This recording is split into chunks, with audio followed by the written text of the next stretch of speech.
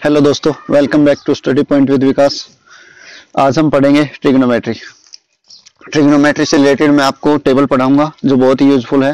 तो देखिए, ज़्यादा टाइम वेस्ट न करते हुए मैं डायरेक्ट वीडियो पॉइंट टेबल के ऊपर आता हूँ। कई बच्चों को क्या होता है, ये पॉइंट टेबल याद नहीं होती। आज मैं आपको कुछ मेथड बताऊंगा, कुछ तरीके बताऊंगा जिससे आपको ये चीज़ें डायरेक्ट याद रह जाएंगी। ठीक है, पूरी की पूरी टेबल मैं आपको याद करवाऊंगा। देखिए दोस्तों, आपको करना क्या है, जब भी आपसे क्योंकि एग्जामिनर क्या करता है, आपसे पूछ लेता है साइन थीटा, साइन 30 की वैल्यू, साइन 60 की वैल्यू, टेन 60 की वैल्यू, टेन 30, या फिर कुछ भी पूछ ले, तो हमें क्या होता है, हम कंफ्यूज होते हैं कि इसकी वैल्यू ये आएगी या फिर ये आएगी। तो देखिए हमें करना क्या है। सबसे पहली बात, हम इनको नंबरिंग के अकॉर्डिंग करेंगे। पहले लिखेंगे 0, फिर लिखेंगे 1, फिर लिखेंगे 2, फिर 3, फिर 4। इसके बटे में कितना आ जाएगा 4, इसके बटे में कितना आ जाएगा 4, इसके बटे में भी 4, इसके बटे में भी 4 और इसके बटे में भी 4। ये हम कब करेंगे, जब हमें साइन थीटा की वैल्यू चाहिए होगी। ठीक है दोस्तों, तो उसके बाद क्या करेंगे, सबके ऊपर अंडर रूट लगा देंगे। क्या करेंगे, सबके ऊपर अंडर रूट लगा देंगे। ठीक है दोस्तों, सबके ऊपर क्या किया, अंडर रूट लगा दिया।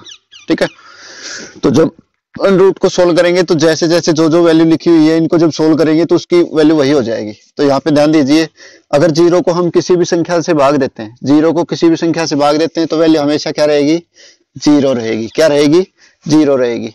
और यहाँ पे जब हम देखते हैं तो अंडर रूट में है, तो 1 का रूट करेंगे तो कितना आएगा, 1 आएगा। और 4 का रूट करते हैं तो कितना आएगा, 2 आएगा। तो यहाँ पे कितना आ गया, 1/2, यानी कि 1/2 आ गया। अगले में देखते हैं तो ये कट जाएगा, 1/2 बार कट जाएगा। और ऊपर क्या है, अंडर रूट, तो क्या लिख देंगे इसको, 1 का क्या होता है, 1 होता है, नीचे क्या आ जाएगा, √2। ठीक है दोस्तों, उसके बाद जब अगले में चेक करते हैं तो √3 का क्या आ जाएगा, √3 का √3, और नीचे कितना है 4 का रूट कितना होता है, अंडर रूट निकाले तो कितना होता है, 2 होता है। तो क्या आ गया, √3/2। अगले में देखते हैं तो 4 से 4 कट जाएगा, कितना आ गया, 1। और ऊपर क्या है, अंडर रूट, और 1 का अंडर रूट क्या होता है, 1 होता है। तो 1 आ गया। ठीक है दोस्तों, क्या आ गया, 1 आ गया। समझ में आई। यानी कि साइन 0 की वैल्यू पूछे तो कितनी आ गई, 0। साइन 30 की वैल्यू पूछे तो कितनी, 1/2। साइन 45 की 1/√2। साइन 60 की √3/2। साइन 90 की 1। ठीक है दोस्तों, याद रह जाएगी। जब आपसे कोस की वैल्यू पूछी जाए तो इसका उल्टा कर देंगे। यानी कि पहले क्या लिखेंगे, 4/4 अंडर रूट, फिर क्या लिखेंगे 3/4 अंडर रूट, फिर क्या लिखेंगे 2/4 अंडर रूट, फिर क्या लिखेंगे 1/4 अंडर रूट, और लास्ट में क्या लिखेंगे 0/4 अंडर रूट। आगे बात समझ में। तो वैल्यूज यही आनी है, तो मैं डायरेक्ट यही वैल्यू लिख देता हूँ, इनको साफ कर देता हूँ, डायरेक्ट वैल्यू लिख रहा हूँ। 4/4 का मतलब कितना होता है, 1। इसको जब सोल्व करेंगे तो कितना आ जाएगा, under root 3 as it is रह जाएगा, और अपॉन में क्या आ जाएगा 2। यहां से जब सोल्व करेंगे तो कितना आ जाएगा, काटेंगे तो 1/2 बार कट जाएगा, तो क्या आ जाएगा 1/√2। अगले को करते हैं तो 1 का क्या होगा, 1 का 1 होगा, और 4 का क्या रहेगा, 2 आ जाएगा, तो 1/2 आ जाएगा। यहां से जब करेंगे तो इसको करने के बाद 0 का अगर हम किसी भी संख्या से भाग देते हैं तो क्या मिलेगा, 0 ही मिलेगा। ठीक है दोस्तों, आगे बात समझ में क्लियर है। उसी प्रकार से जब हम 10 की वैल्यू निकालते हैं तो 10 किस प्रकार से होता है, देखिए ध्यान से, यहाँ पे बता रहा हूं। tan थीटा जो है वो किसके बराबर होता है, साइन थीटा अपॉन में cos theta. For example examiner पूछ ले आपसे tan 30 की वैल्यू, तो tan 30 को मैं क्या लिख सकता हूं, साइन 30 अपॉन में कोस 30। इसके लिए आपको क्या क्या होना चाहिए, साइन 30 की वैल्यू पता होना चाहिए और कोस 30 की वैल्यू पता होनी चाहिए। वो कैसे पता करेंगे, इस टेबल से। ठीक है दोस्तों, वो मैंने आपको मेथड बता दिया है। तो tan 30 के लिए हम क्या करेंगे, साइन अपॉन में क्या कर देंगे, कोस कर देंगे। यानी कि जो साइन की वैल्यू है उसको कितने से भाग दे देंगे, कोस की वैल्यू से भाग दे देंगे। ठीक है, तो 0/1 करेंगे तो क्या आएगा, 0 को किसी भी संख्या से भाग करें क्या मिलेगा, 0 ही मिलेगा। उसके बाद हम जब नेक्स्ट चेक कर रहे हैं तो क्या आएगा, देखो 1/2, और इसको करेंगे तो मैं यहां नीचे लिख रहा हूं, इसको एक बार साफ कर रहा हूं। देखिए, इसको जब यहां पे लिखते हैं तो क्या आएगा, 1/2 को डिवाइड करेंगे कितने से, अंडर रूट 3/2 से। भाई 1/2 को डिवाइड करेंगे अंडर रूट 3/2 से, तो यहां से एक और रूल सीखने को मिल रहा है। मैं एक बार यहां पे लिख देता हूं, बाद में कर लेंगे। ठीक है, तो एक बार साइड में लिख रहे हैं, इसकी वैल्यू लास्ट में लिख लेंगे। तो क्या आएगा 1/2, तो ये क्या हो गया, पहली संख्या बटे दूसरी संख्या अपॉन में तीसरी संख्या बटे चौथी संख्या। तो जब भी इस प्रकार से आए तो हम क्या लिखेंगे, पहली संख्या बटे दूसरी संख्या गुणा में चौथी संख्या बटे तीसरी संख्या। इसका मतलब क्या है, नीचे अगर कभी भी दो संख्या होंगी तो वो क्या हो जाएंगी, पलट जाएंगी। डिवाइड के बाद अगर नीचे दो संख्या है तो गुणा का जब सिंबल लिखेंगे तो पलट के लिखेंगे। तो क्या लिखेंगे इसको, 2/√3। तो 2 से 2 कट जाएगा, क्या आ गया, वैल्यू क्या आ गई, 1/√3। तो यहाँ पे वैल्यू क्या आएगी, 1/√3। इसी प्रकार जब इसके अंदर चेक करते हैं तो 1/√2 अपॉन में 1/√2, क्योंकि दोनों की सेम वैल्यू है, ठीक है। तो यहां से क्या आ जाएगा, जब इसको लिखोगे तो 1/√2 और ये पलट के लिखी जाएगी। तो √2/1, तो 2 से 2 कट गया, √2 से क्या बच गया, खाली 1। तो यहाँ पे क्या आ जाएगा, 1। tan 45 की वैल्यू क्या होगी, 1, ठीक है दोस्तों। उसके बाद जब आप 60 की चेक करेंगे तो क्या आएगी, tan 60 की वैल्यू जब हम चेक करते हैं तो क्या वैल्यू आएगी, देखना। इसको इससे भाग देंगे यानी कि √3/2। अब की बार डायरेक्ट कर रहा हूं तो क्रॉस करेंगे तो ये पलट जाएगा, 2/1 लिखा जाएगा। 2 से 2 कट गया, कितना बच गया, √3। तो वैल्यू क्या आ गया, √3। तो tan 60 की वैल्यू क्या आ गया, √3, ठीक है। उसी प्रकार से जब tan 90 की देखेंगे तो एक बात याद रखना, यहाँ पे क्या होगा, 1/0। एक बात हमेशा याद रखना, जब भी किसी भी संख्या को हम 0 से भाग देते हैं, किसी भी संख्या को हम कितने से भाग देते हैं, 0 से भाग देते हैं, तो क्या आएगा, ऑलवेज क्या आएगा, इन्फिनेटिव। क्या आएगा, ऑलवेज इन्फिनेटिव आएगा, ठीक है दोस्तों। ये बात याद रखना, चाहे वो 1/0 हो, चाहे 2/0 हो, चाहे वो 10/0 हो, चाहे वो 50/0, अगर हम किसी भी संख्या को 0 से भाग देते हैं तो उसकी वैल्यू क्या रहेगी, इन्फिनेटिव, ठीक है दोस्तों, याद रह जाएगा। अब इसी से रिलेटेड क्या है, कोट है। इसी से रिलेटेड क्या है, कोट है। एक बार ये दो वैल्यू मैं छोड़ रहा हूं बीच वाली, कोट पे आते हैं डायरेक्ट।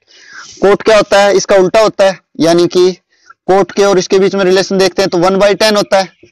एक तो ये रिलेशन होता है, एक तो ये रिलेशन होता है। उसके अलावा क्या होता है कोट का रिलेशन, कोट बराबर अगर साइन थीटा में बात करें तो अगर ये इसके उल्टा होता है तो ये भी दोनों चीज उल्टी हो जाएंगी। तो कोट किस प्रकार लिखा जाएगा, कोस थीटा अपॉन में साइन थीटा। किस प्रकार लिखा जाएगा, कोस थीटा अपॉन में साइन थीटा, ठीक है दोस्तों। ये बात भी याद रह जाएगी। तो हम ये रूल चाहे इससे निकाल लो चाहे इससे निकाल लो, लेकिन ये इजी रहेगा, ठीक है। यानी कि इसका उल्टा करके हमें लिखना है। क्या रहेगा, इसका उल्टा करके हमें लिखना है, ठीक है। उल्टा करने का मतलब जो हमने स्टार्टिंग से लिखा था, स्टार्टिंग से लेकर लास्ट तक गए थे, यहाँ पे क्या करेंगे, लास्ट से लिखना शुरू करेंगे और कहां तक आएंगे, स्टार्टिंग तक आएंगे। कहां तक आएंगे, स्टार्टिंग तक। तो यहाँ पे लास्ट की वैल्यू क्या है, क्या है, इन्फिनेटिव। और जब आप यहां से चेक करेंगे तो 1/0 आएगा, तो उसकी वैल्यू क्या आएगी, इन्फिनेटिव। उसके बाद जब यहां से चेक करेंगे तो इसको जब इससे भाग देंगे तो 2 से 2 कट जाएगा। इसके बाद क्या रहा, √3। उसके बाद अगली वैल्यू कितनी, 1। उसके बाद कितनी है, 1/√3 और लास्ट में कितनी है, 0। आगे बात समझ में याद रह जाएगी। उसके बाद बच गया क्या, कोसिकेंट और सीकेंट, जिसको क्या बोलते हैं, कोसेक और सेक, ठीक है। तो यहाँ पे क्या करना है, कोसिकेंट किसका होता है, जब आप कोसिकेंट थीटा जब आप लिखते हो तो 1 क्या लिखते हो, 1/sin थीटा। सॉरी ये नहीं होगा, ये हमने गलत कर दिया था, यहाँ पे ध्यान रखना, ये हमने गलत लिख दिया था, ये नहीं होगा, ये मैं अलग रूल आपको बता गया, ठीक है दोस्तों। ये रूल यहाँ पे नहीं लगेगा, यहाँ पे अलग लगेगा, तो ध्यान देना।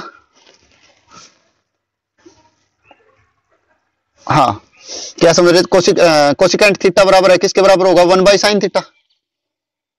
भाई कोसिकेंट थीटा किसके बराबर होता है, 1/sin थीटा के बराबर ही होता है ना, क्योंकि साइन का जब कोसिकेंट का जब उल्टा करते हैं तो क्या मिलेगा हमें, साइन थीटा मिलेगा। इसको अपॉन भी लिख सकते हैं, ठीक है।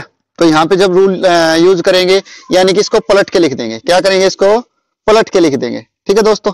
और यहाँ पे भी हमने सही लिखा था, कोट वाली जो वैल्यू थी वो सही लिखी थी, पलट के ही लिखा था सबको, ठीक है। क्योंकि इसके बटे में क्या लिखेंगे, इसको पलट के ही लिखा था, सेम सही था वो बिल्कुल, ठीक है।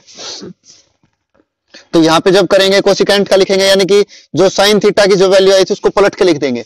जिसकी यहाँ पे क्या वैल्यू थी, साइन 0 की 0, जिसके बटे में कुछ नहीं, उसके बटे में क्या आता है, 1 आता है, यानी कि इसको पलट के लिखेंगे तो 1/0 आ जाएगा। 1/0 की वैल्यू क्या होती है, इन्फिनेटिव, ठीक है दोस्तों। उसके बाद जब यहाँ पे देखेंगे 1/2 तो इसको पलट के लिखेंगे तो 2/1 आ जाएगा, यानी कि 2 आ जाएगा। उसके बाद जब यहाँ पे देखेंगे तो 1/√2 तो इसको क्या लिख सकते हैं, √2/1, ठीक है। यहाँ पे जब चेक करेंगे तो ये पलट जाएगा, क्या लिखा जाएगा, 2/√3, क्या लिखा जाएगा, 2/√3, ठीक है दोस्तों। उसके बाद 1/1 लिखेंगे तो वही 1 आना है, ठीक है। आगे बात समझ में। उसके बाद जब सीकेंट का चेक करेंगे तो क्या आएगा, देखो दोस्तों, टेबल के अंदर कुछ नहीं है, इस टेबल के अंदर बहुत ही इजी टेबल है। कुछ नहीं करना, थोड़ा सा आपको ध्यान देना है। तो सीकेंट किसके बराबर होता है? सीकेंट थीटा बराबर होगा क्या? 1 बाई कोस थीटा। क्या होगा? 1 बाई कोस थीटा। यानी कि कहने का मतलब जो कोस की वैल्यू आई है उसको पलट के लिखेंगे, ठीक है। यानी कि स्टार्टिंग में कोस की वैल्यू क्या थी? 1। 1 के अपोन में कुछ नहीं है, तो इसका मतलब कितना है अपोन में? 1। तो ये कितना आ गया? 1 बाई 1। तो 1 बाई 1 कितना होता है? 1 ही होता है। उसके बाद ये जो वैल्यू थी इसको पलट के लिख देंगे, तो कितना लिखा जाएगा? 2 बाई √3। उसके बाद इसको पलट के लिख देंगे, कितना लिखा जाएगा? √2। उसके बाद कितना लिखा जाएगा? इसको पलट के लिखेंगे तो 2 बाई 1 यानी कि 2, और इसको पलट के लिखेंगे तो 0 बाई 1 था, पलट के लिखेंगे तो 1 बाई 0। 1 बाई 0 का मतलब क्या है? इन्फिनिटिव। 1 बाई 0 का मतलब क्या है? इन्फिनिटिव। ठीक है दोस्तों, आगे बात समझ में। तो ये टेबल है, ये किस चीज के लिए यूजफुल है? ट्रिग्नोमेट्री में आती है। ये हम 10th क्लास में सीखते हैं। कौन सी क्लास में सीखते हैं? 10th क्लास में। लेकिन दिक्कत ये होती है उस टाइम हम सीखते नहीं है, उस टाइम हम चीजों को रटते हैं ताकि हमारा काम चल जाए।